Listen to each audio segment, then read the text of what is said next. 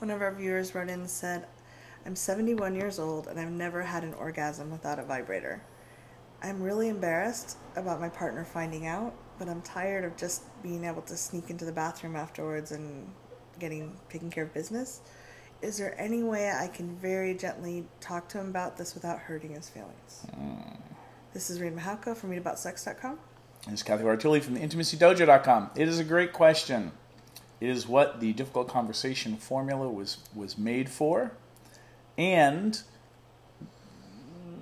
I guess not knowing your situation, like if you guys have been together for a long, long time and, you know, it's been like a decade that you've never revealed this. Or 5 decades. Or 5 decades. I could see where this would be, you know, anybody hiding something from me for 20 years would feel weird.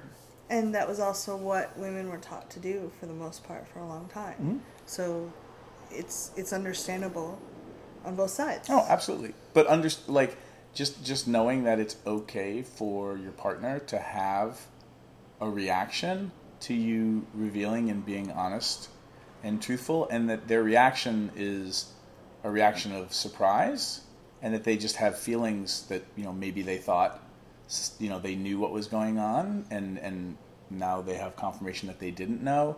Mm-hmm. It could also be that you share and they're like, yeah, I figured that was the case, and maybe they're not super bothered by it or bothered at all, but you don't know until you actually start having the conversation.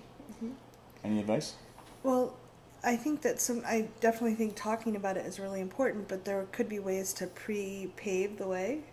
Maybe invite him to watch some few of these videos so that you have some language and that you've started talking about sex. Just talking about sex in some relationships is really challenging. Mm-hmm. So to talk about something that's that personal and that challenging for the relationship that is sexual all at once could be a lot. Mm-hmm. So not to withhold longer, but to actually I'd like to watch some videos where people are talking about this stuff and maybe trying it and giving a couple weeks to let the language develop and the comfort around the topic develop. Mm-hmm. And then saying, hey, I'd like to have this conversation with you and I'd like to see what we can do. And don't just leave this video open on your web browser with a post-it that says, honey, watch this. Like, don't do that. But again, like baby steps towards having this conversation so that you just don't surprise people. And I think also what can be really useful is put yourself in each other's shoes, and, you know, what would it be like for you if your partner of however many years or months or weeks came to you with something that they'd been withholding for a long time, just so that you can like walk a little bit in their shoes. Unfortunately, we live in a society where, you know, orgasm is super important. And, you know, for, you know, cisgendered male masculinity, it's still kind of being taught that we're not doing a good job if we don't get you off kind of situation. So there's a lot of cultural messaging and stakes in all of this. Mm-hmm. So recognize it might be a difficult conversation. And that because people are having upset or surprise, doesn't mean that they don't love you, and it doesn't mean that you guys can't work through it. Yeah.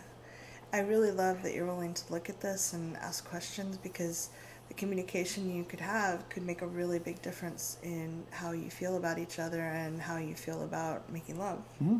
The other thing too is at some point talk about what it would be like to bring toys into bed with you both, mm-hmm. so that you're not having to sneak off into the bathroom to get off after sex, but, you know, the possibility of your partner using toys with you, on you, or holding you while, you know, everyone finishes up. It can be really fun. Yeah, it can be really fun. It can be really intimate and vulnerable, and also really normalizing. Like it takes the pressure off of everybody, mm-hmm.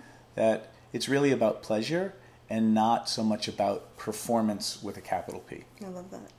Thank you. Leave some comments below. What do you think? Hit subscribe.